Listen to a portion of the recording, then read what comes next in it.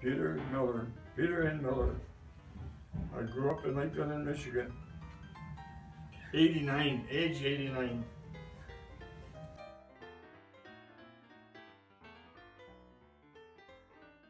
Made me remember, you know, but there was we had 2 classes in each room, and she'd wait on one class, and she'd come away on the other class, and you know, we learned that way.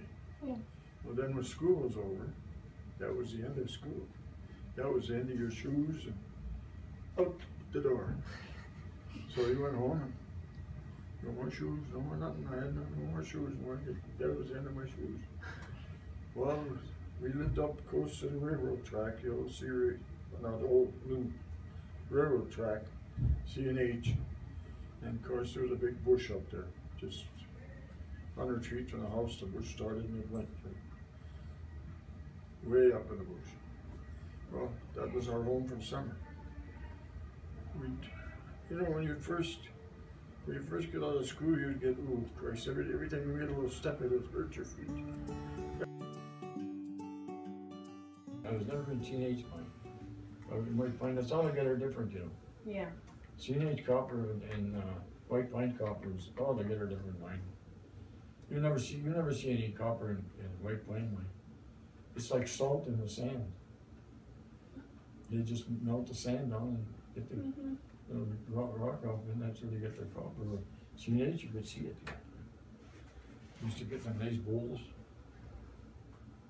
I know what they were worth, $25.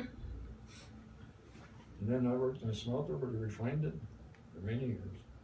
And the furnace is down. So it was on 27 years, yeah. No, I didn't work there. Well, it was a couple of years I worked that way from there. Oh, yeah. No else about C&H. Then over into the tube company that's down in Detroit right now. It started right there in this Hubble smelter. One of the buildings on it is where it started.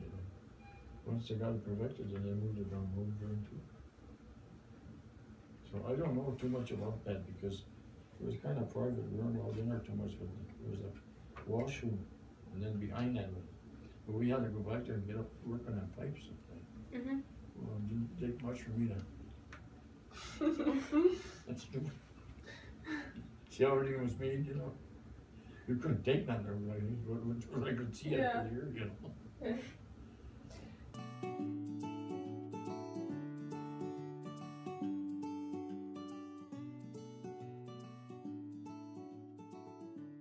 Follow all of the development plans of Salt Range and Joe, what's the name from C&H there, and followed him for months. Because I put in every tavern between here and Twin Lakes. We used to go lots of Twin Lakes and bars in Twin Lakes. Used to play every punter every night. 3-4 times a night we'd go down there.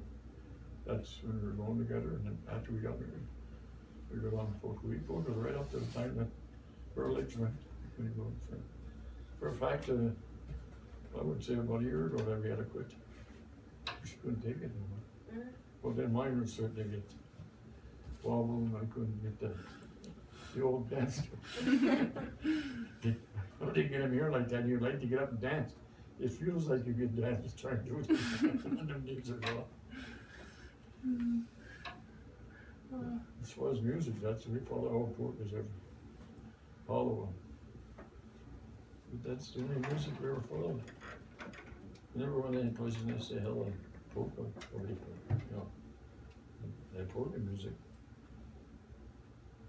Jack Busey was I never seen a guy play accordion like he did. The drunker he got, the better he played.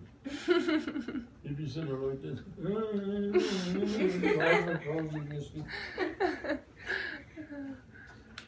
I don't know if you know what I'm Jack Busey.